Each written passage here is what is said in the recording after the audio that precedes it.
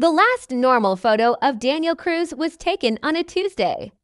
He was laughing, really laughing, head tilted back, eyes crinkled at the corners. His daughter Maya perched on his shoulders like she owned the world. His wife, Sarah, took that photo. She remembers it because of how ordinary it felt, how safe. 3 months later, she would sit in a police detective's office, sliding that photo across a metal table, and say 7 words that nobody in that room would ever forget. That man in the photo is not Daniel. Daniel Cruz was, by every measure, an unremarkable man, and he would have been the first to tell you so, probably with a self-deprecating smile and a shrug. He was 34 years old. He worked in logistics for a mid-sized shipping company outside of Columbus, Ohio. He coached Maya's weekend soccer team badly. He made his coffee too strong and always forgot to replace the toilet paper roll. He was kind in the quiet, invisible way that good husbands and fathers often are, not performing his goodness, just living it. Sarah had loved him for 11 years for exactly that reason. The change, and she would later struggle desperately to pinpoint it, didn't arrive like a lightning bolt. It didn't announce itself. It crept in the way cold air slips under a door, slowly, silently, until one morning you realize the whole room has changed temperature, and you have no idea when it happened. It started with sleep. Daniel had always been a light sleeper. The kind of person who woke up if a car passed too slowly outside. So when Sarah noticed he was sleeping through her alarm, through Maya's morning routine chaos, through the sound of the garbage truck that had always, without fail, jolted him upright, she assumed he was just exhausted. Work had been stressful. She didn't push it. By week 2, he was sleeping 11 hours a night. By week 3, he was sleeping 14. He'd come home from work, eat dinner mostly in silence, and be asleep on the couch by 7:30. Sarah would guide him to bed like a sleepwalking child. He never fully woke up. He just went. "You should see a doctor," she told him one Saturday morning, watching him pour orange juice into his cereal bowl and stare at it without reacting. He looked up at her, smiled. "I'm fine," he said. "I just need rest." Something about the way he said it made her stomach clench. Not the words, the delivery, flat, slightly delayed. Like a sentence he had read somewhere and was trying out for the first time. She told herself she was being ridiculous. She was not being ridiculous. Sarah found the journal by accident. She wasn't snooping. She was looking for Maya's missing library book behind the nightstand, and her hand closed around a composition notebook she'd never seen before. Black cover, no label. Daniel was asleep. It was 9 in the morning on a Sunday, and he'd been asleep since the previous evening. She opened it. The first several pages were normal. Daniel had kept sporadic journals before, random thoughts, work frustrations, the occasional idea for a home project he'd never finish. This started the same way, notes about work. A reminder to call his brother. Then the entries changed. Not the handwriting, that was still his. That left-leaning scrawl she'd seen on birthday cards and grocery lists for a decade. But the content, February 3rd, I had the place again. The long corridor, white walls but not white like paint, white like they are generating their own light from inside. It goes further than it should. I always walk it. I never find the end. But tonight something was different. There was a door. I stopped in front of it for a long time. I could hear something on the other side. I think it was breathing. Sarah sat on the edge of the bed and kept reading. February 5th, the door again. I put my hand on it. The breathing stopped. I don't know if that means it heard me or if it stopped needing to breathe. February 9th, I opened the door. I don't remember what was on the other side. I woke up and I was standing in the kitchen. The back door was unlocked. My feet were dirty. Sarah was still asleep. I didn't tell her. Sarah's hands went cold. She looked at the back door from where she sat. She thought about the mornings she'd found muddy footprints near the threshold and assumed they were hers. She thought about the night 3 weeks ago when she'd woken up at 2 a.m. and reached for Daniel and found cold sheets. She'd assumed he was in the bathroom. She'd fallen back asleep. She kept reading. February 14th, Valentine's Day. I bought Sarah flowers because I remembered that I do that. She seemed happy. I watched her be happy and I practiced being happy back. I think I did it right. She didn't notice anything. I am getting better at this. Sarah read that entry 4 times. I practiced being happy back. I am getting better at this. She sat very still for a very long time. Then she carefully placed the journal exactly where she'd found it, picked up her phone, and went into the bathroom and locked the door. She didn't know who to call. She didn't know what she would even say. My husband wrote something strange in a journal sounded insane. My husband doesn't feel like my husband anymore sounded worse. She sat on the bathroom floor for 40 minutes.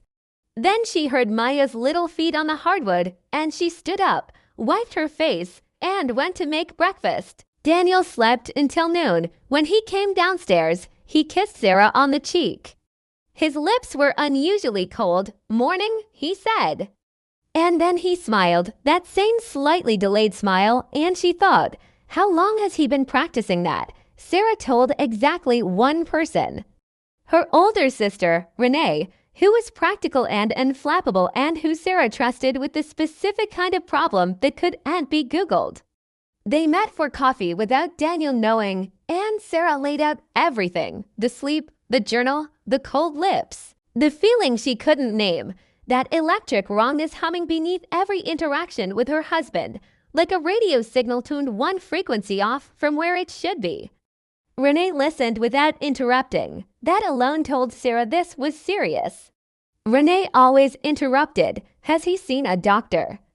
Renee asked. He won't go. He says he's fine. Could he be depressed? Or, I don't know, having some kind of dissociative episode. I've thought about that, Sarah said, but it doesn't feel like that. Depression I've seen, dissociation I've read about. This feels like she stopped, wrapped both hands around her coffee cup. This feels like something is wearing him. Renee stared at her. I know how that sounds, Sarah said quickly. It sounds like you're scared. I am scared. Okay. Renee set down her cup. Then here's what you do. You document everything. Dates, times, behaviors, and you find a way to talk to his doctor without him knowing, just to ask about neurological symptoms. Sleep disorders, personality changes, these can have real medical causes, tumors, autoimmune encephalitis. Things that change people. Sarah latched onto that, a medical explanation, something with a name and a treatment and a cure. She made an appointment with Daniel's doctor that same afternoon and explained everything over the phone. The doctor, to his credit, took it seriously. Bring him in, he said. Personality changes combined with hypersomnia can be indicative of several conditions. We should run blood work and potentially schedule a sleep study and more. It took Sarah 2 weeks to get Daniel there. He resisted in the mild, slippery way he resisted everything now, not with anger or argument, just with absence. He would agree to go and then simply not be ready when the time came. He would forget. He would fall asleep. She finally drove him to the appointment without telling him where they were going until they pulled into the parking lot. He looked at the medical building. Then he looked at her. You're worried, he said. Yes, you don't need to be worried. Then prove it, she said. Go inside. He went inside. The doctor ran every test he'd mentioned. The MRI, the blood work, the sleep study, which required Daniel to spend a night in a clinic with sensors attached to his scalp, recording his brain while it did whatever it did for 14 hours. 3 weeks later, they sat across from the doctor and received the results. Everything was normal, brain perfect, blood clean. Sleep study, and this was the part that made the doctor's brow furrow slightly, showed unusual patterns in Daniel's deep sleep phases, REM cycles that were extraordinarily prolonged and unusually organized, but nothing the doctor could classify as pathological. Organized how? Sarah asked. It's difficult to explain, the doctor said carefully. Most people's REM activity looks chaotic on the scan, random bursts of neural activity, eyes moving, that sort of thing. Daniel's is ... methodical, almost structured. Like he paused. Like what? Sarah pressed. Have you ever looked at someone you love and realized you don't recognize them anymore? I'm not talking about a new haircut or a different style. I'm talking about a change so deep, so fundamental, it makes your skin crawl. For Sarah, that person was her husband, Daniel. They had been married for 12 years. 12 years of shared jokes, late-night talks, and the comfortable silence that only comes with true companionship. Daniel was predictable, in the best way possible. He was a creature of habit, 2 sugars in his coffee, the crossword puzzle every Sunday, and a terrible dad joke for every occasion. He was the anchor of Sarah's world. Until he wasn't, it started subtly. So subtly, Sarah almost dismissed it. One morning, Daniel, a man who loathed anything sweet before noon, started putting honey in his coffee instead of sugar. When Sarah raised an eyebrow, he just shrugged and said, "Felt like a change." A few days later, she found him staring out the window, completely still, for nearly an hour. When she asked what he was looking at, he turned to her, his eyes looking distant, and said, "Just listening." Listening to what? The quiet hum of their suburban street. It was odd, but she let it go. People go through phases, right? But the changes kept humming like small tremors before an earthquake. He stopped doing the crossword, a ritual he'd cherished for over a decade. He started taking long, solitary walks at night, coming back with mud on his shoes and an unreadable expression on his face. He became withdrawn, quiet. The laughter that once filled their home was replaced by a tense, heavy silence. The man who could talk for hours about obscure historical facts now barely strung 2 sentences together. One evening, Sarah tried to break through the wall he was building. "Daniel, talk to me," she pleaded. "You're not yourself. Is something wrong at work? Are you feeling okay?" He looked at her, and for a terrifying second, she saw a complete stranger. His eyes, once warm and familiar, were cold, analytical. "I'm fine, Sarah," he said, his voice flat, devoid of emotion. Everything is perfectly fine, but it wasn't. It was the furthest thing from fine. The breaking point came a month into this slow, creeping transformation. Sarah woke up in the middle of the night to an empty bed. Panic flared in her chest. She tiptoed downstairs, her heart pounding.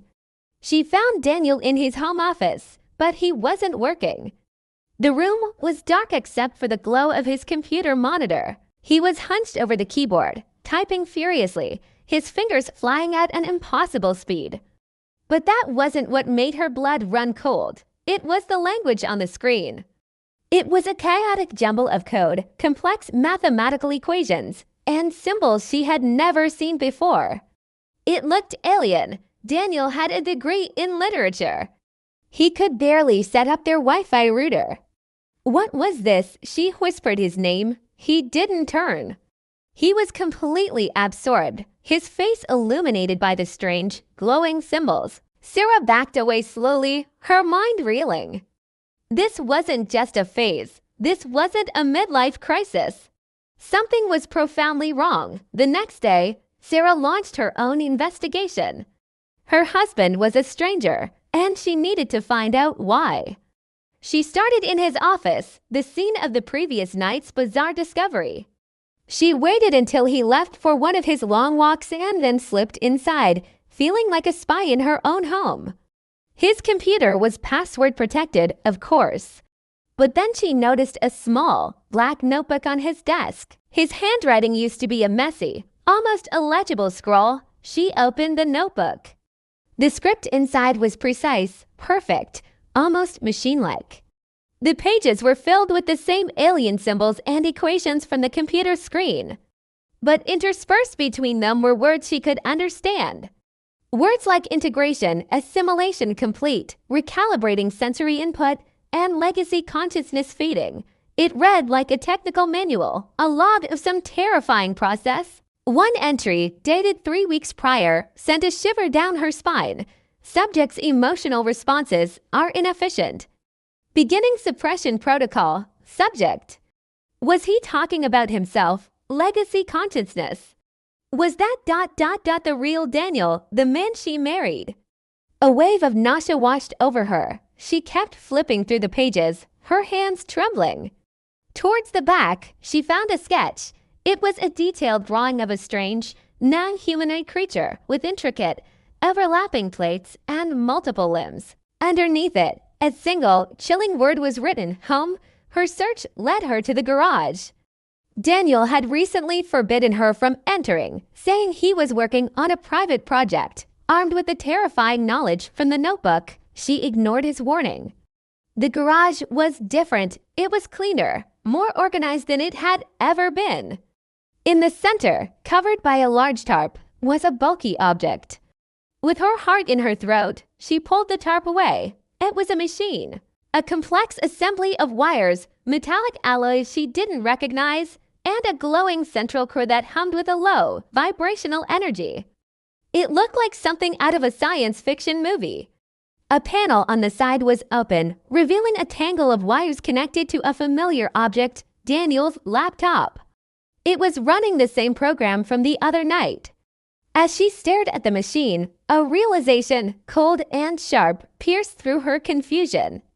This wasn't a project. It was a communication device, a beacon. Sarah knew she couldn't confront him directly. The thing that looked like Daniel was not her husband. It was calculating, cold, and following some kind of protocol. She had to be smart.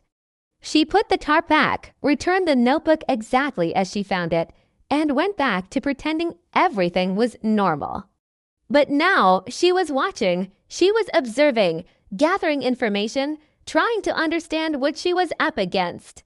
She noticed new things, how he no longer needed to sleep for more than 2 or 3 hours a night, how his physical strength and reflexes had increased dramatically. He caught a falling glass the other day with a speed that was not human. He was also observing her, she realized. His cold, analytical gaze would follow her, tracking her movements, almost as if he was studying a foreign specimen. It was a terrifying game of cat and mouse being played in the quiet of their suburban home. One night, she decided to push the boundaries. While they were having dinner in their usual tense silence, she brought up an old memory. Remember that trip we took to Italy for our 5th anniversary? She asked, her voice deliberately casual. Remember that tiny restaurant in Florence where you tried to order in Italian and accidentally asked the waiter if he was a beautiful hat? A flicker of something crossed his face, confusion. The real Daniel would have laughed, his eyes crinkling at the corners.